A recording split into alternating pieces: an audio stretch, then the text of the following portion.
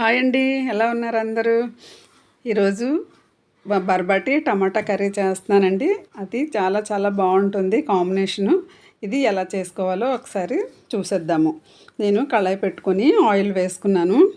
ఇప్పుడు ఆవాలు, జీలకర్ర, శనగపప్పు, మినపప్పు వేసాను. వెల్లుల్లి కూడా వేసాను. ఇవి కొంచెం ఫ్రై అయిన తర్వాత ఆనియన్స్, అలాగే పచ్చిమిర్చి, కరివేపాకు కూడా వేయించుకోవాలి. ఇది కొంచెం వేగిన తర్వాత ఇక్కడ కడిగేసి నీట్గా కట్ చేసుకొని పెట్టుకున్న బర్బటి వేసేస్తున్నానండి. ఈ బర్బటి కూడా ఆయిల్లో బాగా ఫ్రై చేసుకోవాలి. చాలా బాగుంటుంది. ఇందులో బోల్డ్ పోషకాలు ఉంటాయి కదా, అందరికీ తెలిసిందే కదా. కొంచెం సాల్ట్ వేసుకుంటే చక్కగా ఉడుకుతుంది, ముక్కలోకి వెళ్తుంది అనమాట. ఇప్పుడు మగ్గించుకుందాం మూత పెట్టుకొని. ఇప్పుడు చూడండి, ఒక 3 టమాటాలు, చిన్న మీడియం సైజ్ టమాటాలు ముక్కలు కట్ చేశాను, అవి వేసాను.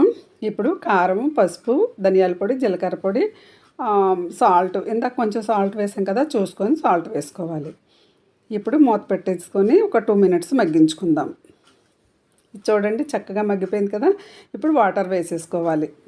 కొంచెం వాటర్ వేసి ఇలాగ వేసుకొని చూడండి, ఇప్పుడు మగ్గిపోయింది కదా. ఇప్పుడు కొబ్బరి పొడి అండి, ఎండు కొబ్బరి పొడి చాలా బాగుంటుందండి టేస్ట్. ఈ రెండు స్పూన్లు వేసాను, సూపర్గా ఉంటుంది అనమాట. ఈ కొబ్బరి వేసిన తర్వాత మళ్ళీ ఒక 1-2 మినిట్స్ మగ్గించుకోవాలి. అయిపోయింది చూడండి, నీట్గా ఇలా ఉంటే సరిపోతుందండి. కలుపుకోవడానికి చాలా బాగుంటుంది. ఇప్పుడు కొత్తిమీర కలిపేసుకుందాము. ఇలా కొత్తిమీర వేసుకొని నీట్గా కలిపేసుకోవాలి. అంతేనండి, కర్రీ చాలా టేస్ట్గా ఉంటుందండి. ఇప్పుడు సర్వింగ్ బౌల్లో సర్వ్ చేసేసుకుందాము.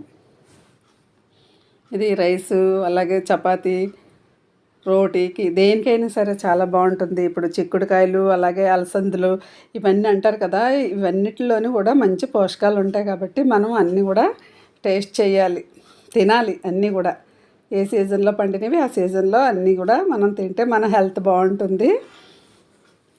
ఇలా ఈ కర్రీ చాలా బాగుంటుందండి. ఒకసారి ఎండు కొబ్బరి వేసి మీరు కూడా ఇలా చేసి చూడండి, సూపర్గా ఉంటుంది. బాగుందండి. నా వీడియో నచ్చిందా?